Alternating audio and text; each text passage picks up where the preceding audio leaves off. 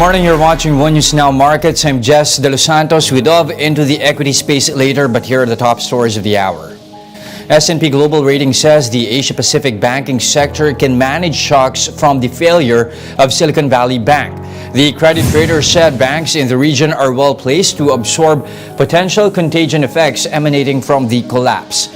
It explained that direct exposures are negligible while secondary impacts are manageable. The credit rating agency added that it does not anticipate any rating actions directly related to the fallout.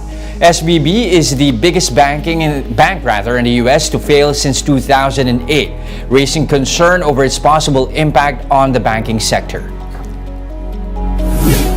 Shares of Credit Suisse rebounded after the Swiss Central Bank agreed to extend a $54 billion lifeline to the lender. Credit Suisse announced the deal before the Swiss stock market opened, sending shares up as much as 33% before settling at a 17% gain on Thursday afternoon.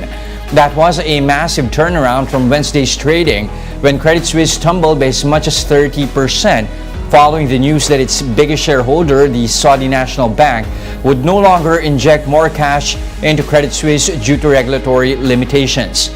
The Swiss National Bank said it was prepared to support Credit Suisse because it meets the higher financial requirements imposed on so-called systematically important banks. The Swiss Central Bank also said there is no direct risk of contagion to Switzerland following the collapse of Silicon Valley Bank and New York-based Signature Bank.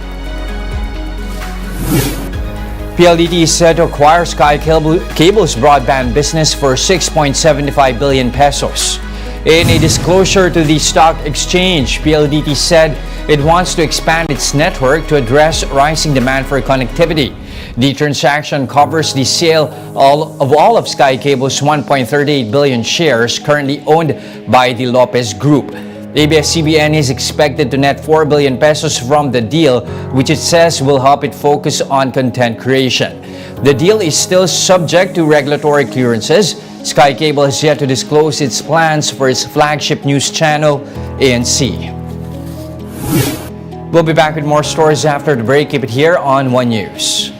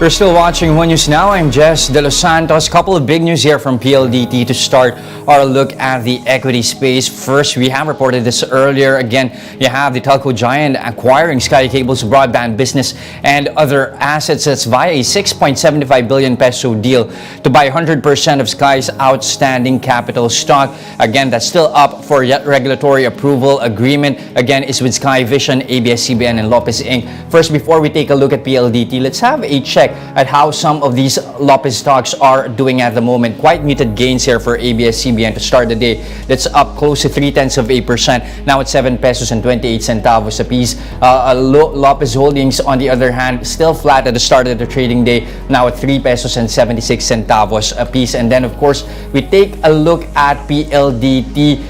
swinging between gains and losses at the start of the day here, but now at least up by 0.5% here. That's also on the back of the telco giants unit selling 1,012 towers to KKR-backed Frontier Tower Associates. So that's for a price tag of 12.1 billion pesos. It still forms part of PLDT's move to let go of digital infrastructure, with 2 portfolios of towers already sold back in April. You have PLDT Chairman Manny V. Pangilinan saying that this cements their relationship with one of the largest independent tower companies in the country, providing the group with another important partner to support their expansion while unlocking additional value. Looking at PLDT once again, still up 0.5%, now at 1,307 apiece. And then of course we go to the main index here. Let's zoom out a bit here, starting the day in the positive territory, up by 0.7%. That's what's going to be interesting, is how our banks are moving at the start of the trading day.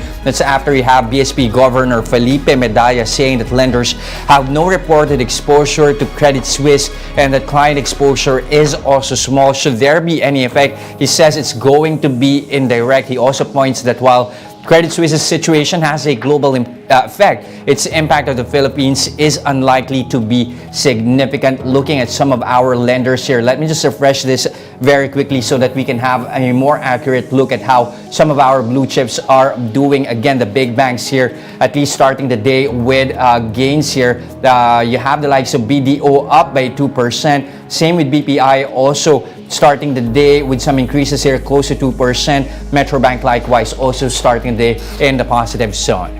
And that's it for this hour. I'm Jess De Los Santos. Join us again at 11:15 a.m. We are One News, all sides, all the time.